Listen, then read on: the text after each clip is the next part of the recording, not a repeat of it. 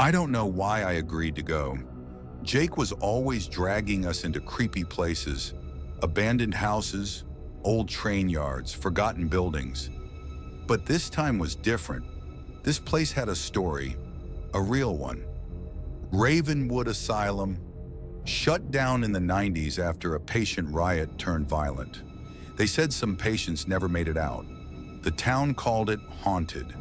People claimed to see shadows moving inside at night, hear screams when the wind blew just right. So of course Jake wanted to check it out. "Dude, it's just a building," he had said, grinning as he leaned against his car. "We'll be in and out. Get some footage. Maybe hear some creepy noises. That's it." Lucas wasn't so sure. "Man, I don't know. This place is different." But Jake wasn't the type to take no for an answer. And somehow, an hour later, we were standing at the rusted gates of Ravenwood, flashlights in hand. The place loomed over us, black windows like empty eyes. The roof caved in at places. The air smelled like rain and rot. "All right," Jake whispered, pushing open the gate. "Let's do this." We slipped in through a broken side door, stepping into the decayed remains of a lobby. The floor was covered in dirt and shattered glass. Old chairs sat overturned, long abandoned. "Okay, this is officially creepy," Lucas muttered. We moved deeper, the silence thick. Every step echoed. Then we saw her. At the end of the hallway, slumped against the wall, was a woman. She wasn't moving. Her head was tilted to the side, her long hair covering most of her face. But what we could see made my stomach turn. Her skin was pale, too pale. Her white blouse was stained, and her hands lay limp at her sides. Jake hesitated. "What the hell?" "Is she alive?" Lucas whispered. We inched closer. My heartbeat pounded in my ears.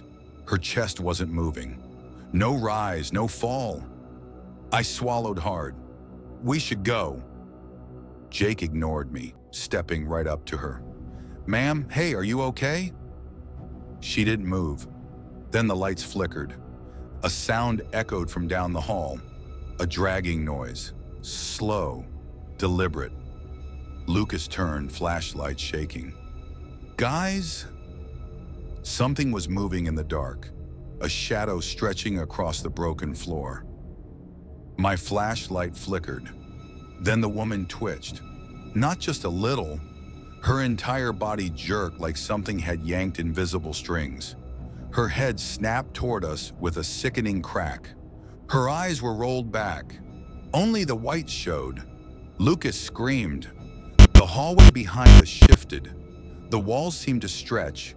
Dark figures stepping forward from the shadows, their limbs moving wrong, bending in ways that weren't natural. I grabbed Jake. "We have to go." We bolted. The hallway felt endless. Doors slammed shut as we passed, the walls groaning like they were alive. The air turned thick, suffocating, filled with whispers that weren't ours. Lucas tripped. I turned back just in time to see hands, blackened, rotting hands, pulling him into the darkness. "Lucas!" His scream cut off. Jake yanked me forward. "Don't look!" We hit the exit, shoving through the rusted door, running until we collapsed by the car, gasping for air. We never saw Lucas again. The cops found no trace of him. But when authorities returned to Ravenwood later, they made a chilling discovery. The woman we'd encountered was not some restless spirit, but a body, cold and unmistakably dead. There she lay, in the exact same spot, her pale face frozen in a final expression of silent agony.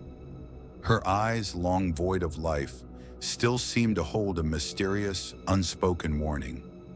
Rumors soon spread that she had been dead long before our intrusion, and her presence was nothing more than a tragic remnant of the asylum's dark past. Forever waiting, a spectral enigma woven into the very fabric of Ravenwood. I never expected a simple dare to unravel a nightmare. Tom had an insatiable hunger for secrets hidden in forgotten places, and he dragged us along on his relentless quests. This time, the challenge was set at the infamous Old Briarwood Motel, a decaying relic closed for decades after a string of mysterious disappearances. Every local tale painted the motel as cursed, a place where hope had withered and vanished. "It's just a bunch of empty rooms," Tom had said with a confident smirk that barely masked his excitement. "This is going to be epic." I couldn't shake the sinking feeling in my stomach. "Dude, people literally disappeared here," I warned, my voice trembling with apprehension. "Which makes it even better," he replied, his eyes alight with a reckless thrill. Before I knew it, an hour later, we stood before the rotting structure under a faded neon sign that flickered weakly, a relic of a time long past. Flashlights in hand, our hearts pounded in unison with a mix of dread and exhilaration. Inside, the lobby reeked of decay and sorrow. Shattered furniture and yellowed newspapers told silent stories of forgotten lives as we stepped into the musty darkness, every step echoing like a forlorn heartbeat. "All right," Tom whispered, activating his camera with a quivering determination. "Let's head to room 306. It was said to be the room where the last guest had mysteriously vanished, a room that seemed to hold a secret too heavy for the living. We trudged down the dark corridor until we reached a solitary door left slightly ajar. Room 306. Tom reached for the handle. "Wait," I urged, my voice thick with fear and pleading. "Maybe we shouldn't." Ignoring my caution, he pushed the door open. Inside, the room was eerily pristine.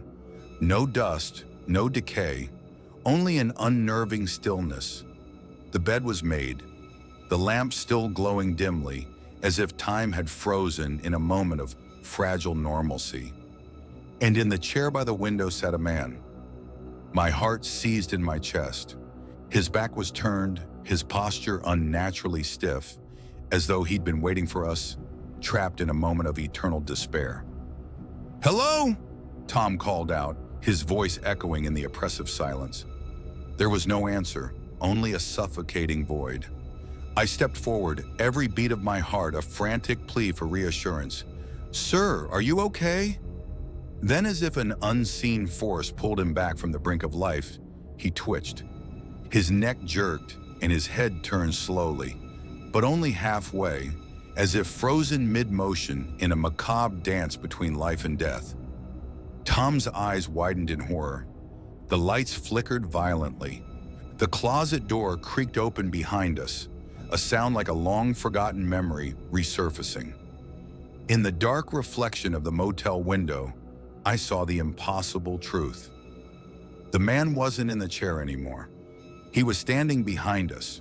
We bolted, our terrified screams mingling with the sound of our pounding footsteps as the hallway stretched on forever. Doors slammed shut as if trying to entomb us, and I could hear Tom's desperate shouts fading into the distance, while I struggled to hold back tears of fear. Finally, we burst through the exit and into the cold, unforgiving night air, our breaths ragged with terror and regret. The next morning, as I reviewed the footage, an icy dread gripped my soul. In the video, room 306 was empty. No chair, no man, just Tom and me, standing in a room that had whispered secrets of despair, secrets we were too frightened to understand.